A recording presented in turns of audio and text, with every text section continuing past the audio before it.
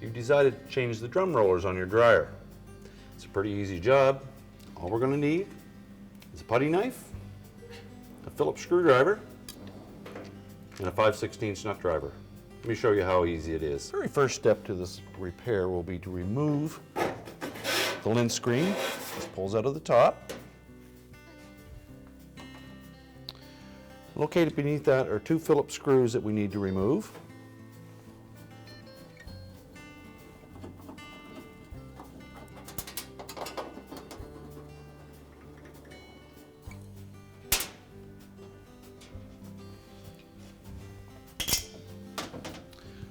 The next step will be to depress clips that hold the top cover down. There's one located about an inch in from the right and an inch in from the left.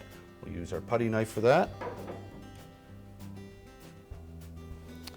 And you may find that you need to pull forward on the top.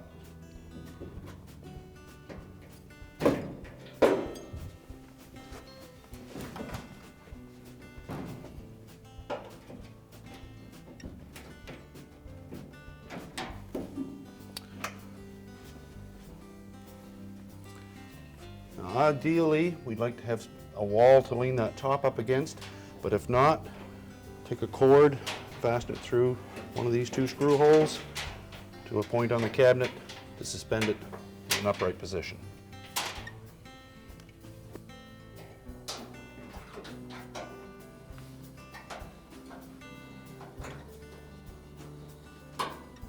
Now that we have our top secured, our next step is to disconnect the wire harness to the switch. Sometimes these are a little tight, so take your putty knife, just disengage the locking tabs.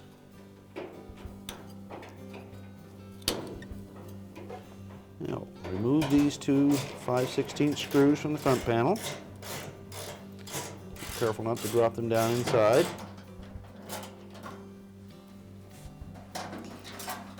Now, we'll want to support that front panel as we remove this last screw. Lift the front panel forward and up. Next, we will need to roll the belt off of the idler so that we can lift the drum out of place. We'll remove the belt from the drum. We take note that the rib side of the belt lays against the drum. The next step will be to lift the drum off the rear drum rollers.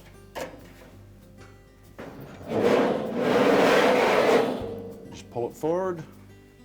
Now we have access to the drum rollers. What we need to do first is loosen this 5/16 screw. You don't have to completely remove it.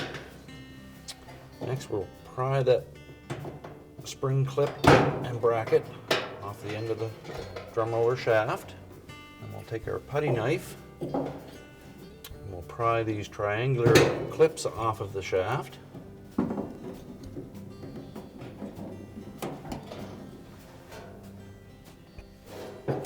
And merely slide the drum roller off. On the right side, all we need to do is take that triangular clip, remove it,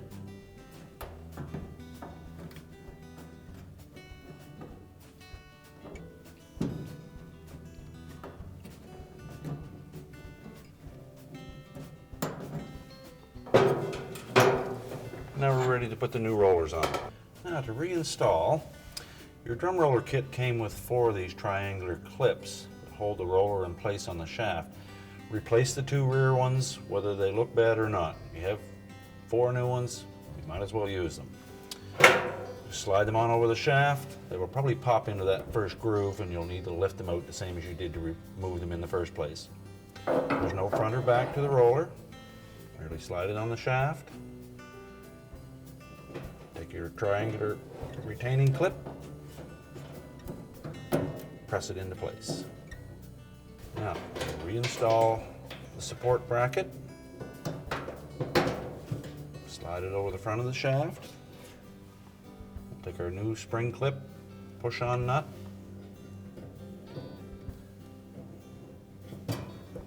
and just press it onto the shaft.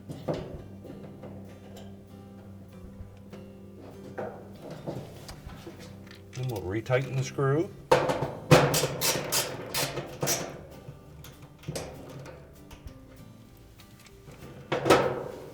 Now, to replace the right rear roller, slide it onto the shaft.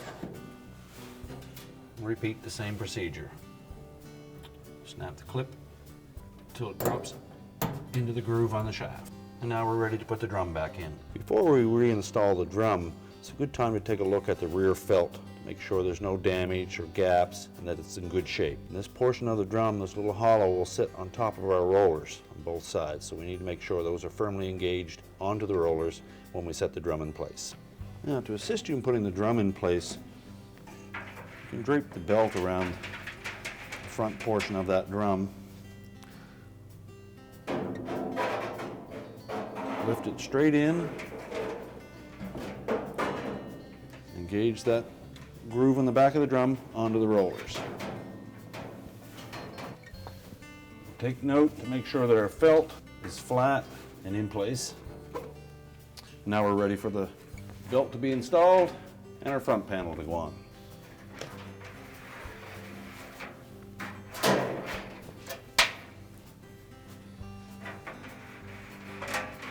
Keep in mind that the ribbed portion of the belt goes against the drum, flat side up. Now, to reinstall the front panel, we need to engage these slots on the front panel with the hook on the cabinet flange.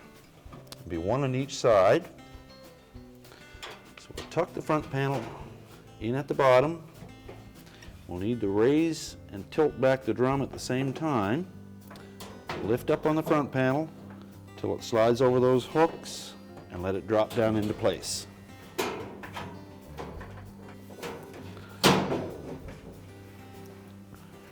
Now that we have the bottom hooks in place, we line the drum up, press the front panel back into position, and we're ready to put the two retaining screws back in.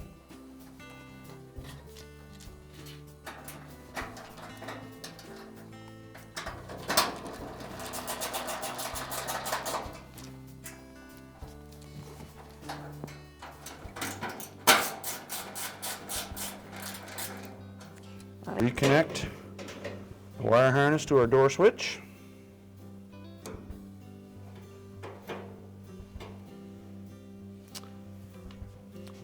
And the last thing we want to do before we put the top down is make sure that our felt is laying flat on the rear bulkhead. So we look inside the drum, and we want to make sure that that felt is firmly in place and not folded over. This one, there's an area here where it's folded in. We need to push that back out. Be careful not to damage it. We can rotate the drum and make sure there's no other spots. No, it's all good. The last step is to put our top back down. We can remove our support device.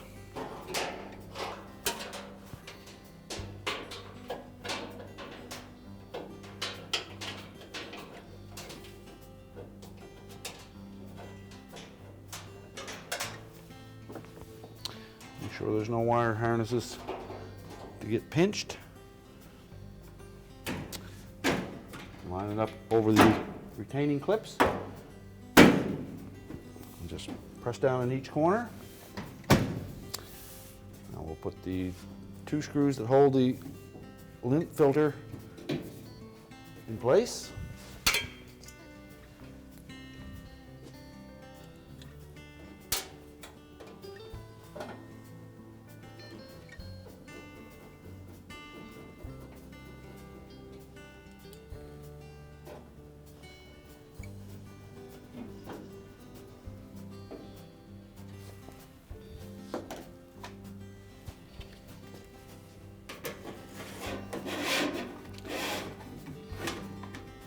All that remains to be done is to reconnect the power.